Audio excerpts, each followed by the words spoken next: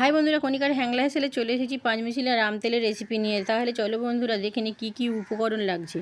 কাঁচা আম টুকরো করা, গাজর, পাতিলেবু, গন্ধরাজ লেবুর পাতা, কাঁচা লঙ্কা, রসুন, গ্রেট করা আদা, ভাজা মশলা ও খাঁটি সর্ষের তেল। প্রথমে আমরা ভাজা মশলাটা করে নেব। দেখে নাও বন্ধুরা আমি এখানে কি কি মশলা নিয়েছি। গোটা জিরে, ধনে, মৌরি, কালো সর্ষের পরিমাণ একটু বেশি নিয়েছি। সমস্ত গোটা মশলাগুলো একে একে শুকনো কড়াইতে ভেজে গুঁড়ো করে নেব। শুকনো কড়াইতে 4 থেকে 5 চামচ 5 ফোড়ন ভেজে তুলে রাখবো। এবার অন্য কড়াইতে পরিমাণ মতো সর্ষের তেল গরম করে ঠান্ডা হতে দেব।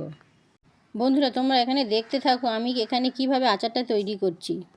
আমি এখানে একটা বড় পাত্র নিয়েছি। ওই বড় পাত্রে এক এক করে কাঁচা আম, গাজর, গোটা রসুন, কাঁচা লঙ্কা কুচি, পাতিলেবু, গন্ধরাজ লেবু ও তার পাতাগুলো দিয়ে গ্রেট করা আদাগুলো দিয়ে দেব। এবার তাতে পরিমাণ মতো নুন ও হলুদ দিয়ে ভালো করে মাখিয়ে নেব।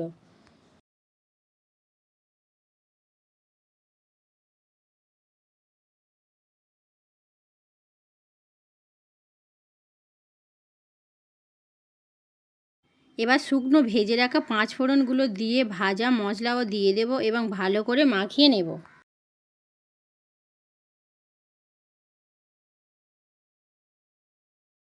বন্ধুরা তোমরা তোমাদের টেস্ট অনুযায়ী মশলা দিও। আমি এখানে আরেকটু মশলা দিলাম কারণ আমার মনে হয়েছে যে আরেকটু মশলা লাগবে।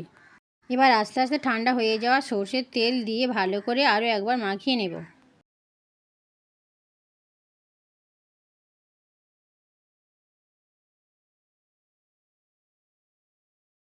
বন্ধুরা চলো ছাদে গিয়ে একদম কড়া রোদে রেখে প্রায় 15 দিন পর আচারটাকে বয়ামে ভরে গরম ভাত বা মশলা মুড়ির সাথে মাখিয়ে খেতে পারো।